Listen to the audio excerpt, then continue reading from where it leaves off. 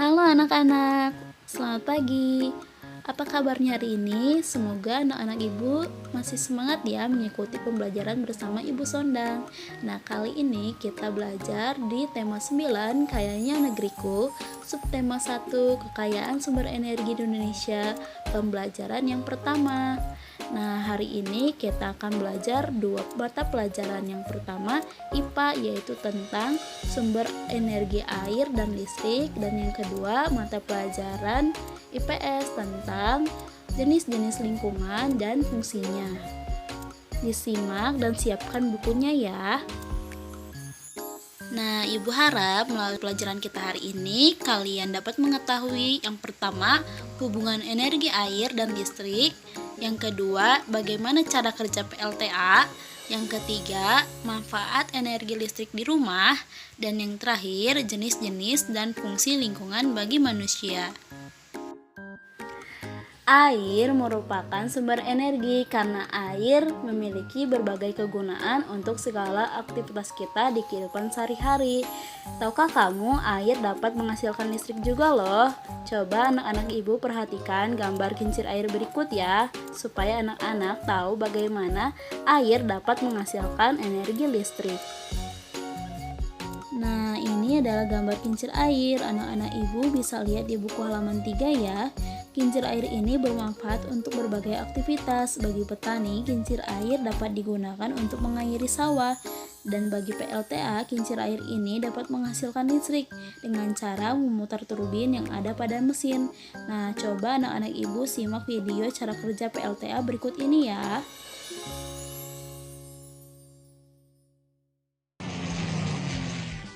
Air.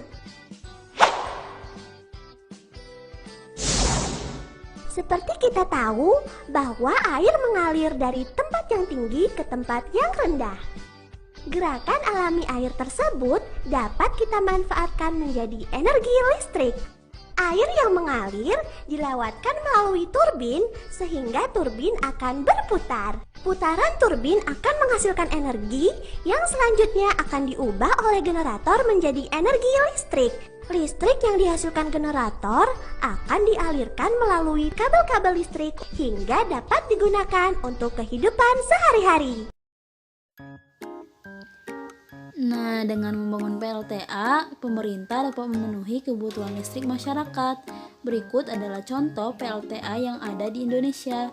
Yang pertama ada PLTA Sigura-gura yang berada di Tapanuli Utara, Sumatera Utara. Yang kedua ada PLTA Gajah Mungkur di Wonogiri, Jawa Tengah. Yang ketiga ada PLTA Karangkates di Malang, Jawa Timur. Dan yang terakhir ada PLTA Cirata di Purwakarta, Jawa Barat.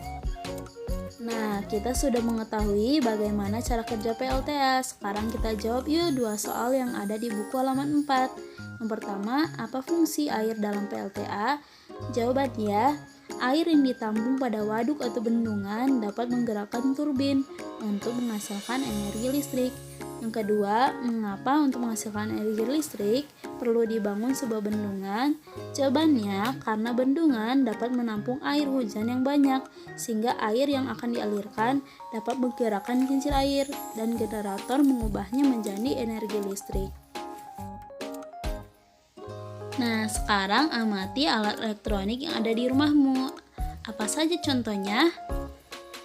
Iya, betul. Contohnya adalah lampu. Sekarang coba anak-anak ibu tekan saklar lampu yang ada di rumah kalian. Apa yang terjadi ketika kalian menekan saklar? Iya, betul. Ruangan menjadi terang karena lampu menyala. Dan apa yang terjadi ketika anak-anak mematikan saklar? Iya, ruangan menjadi gelap karena lampu mati. Dari kegiatan tersebut dapat kita ketahui bahwa saklar berfungsi untuk mengalirkan dan memutuskan arus listrik. Nah, kita lihat di gambar berikut ini.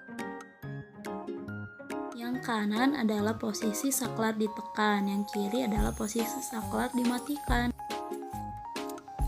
Nah, selain lampu, ada peralatan lainnya di rumah yang menggunakan energi listrik.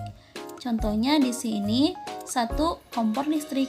Kompor listrik ini mengubah listrik menjadi panas, sehingga kompor ini dapat digunakan untuk memasak dan memanaskan makanan. Yang kedua, ada setrika. Setrika mengubah energi listrik menjadi energi panas, sehingga setrika dapat digunakan untuk merapikan pakaian.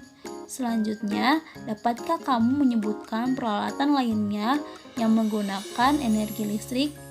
Jangan lupa tuliskan kegunaannya ya. Kerjakan, ada di buku halaman 5.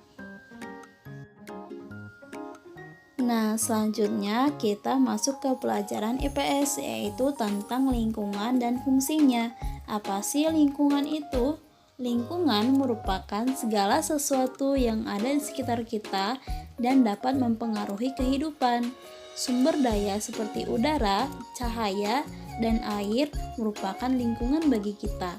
Lingkungan dapat menyediakan kebutuhan manusia dalam berbagai hal, seperti sandang, pangan, dan papan. Di samping itu, lingkungan memiliki beberapa fungsi.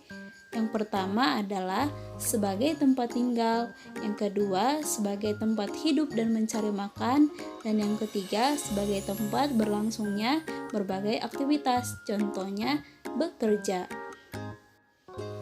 Nah, selain bermanfaat bagi manusia, lingkungan juga bermanfaat bagi tumbuhan dan hewan karena mereka memerlukan lingkungan untuk bertahan hidup.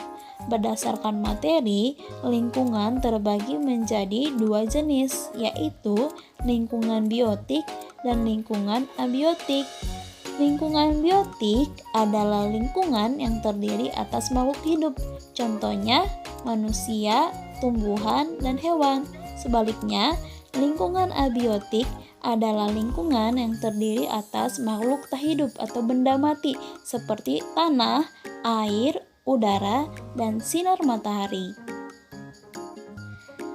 Nah, sekian penjelasan pelajaran yang dapat Ibu sampaikan hari ini.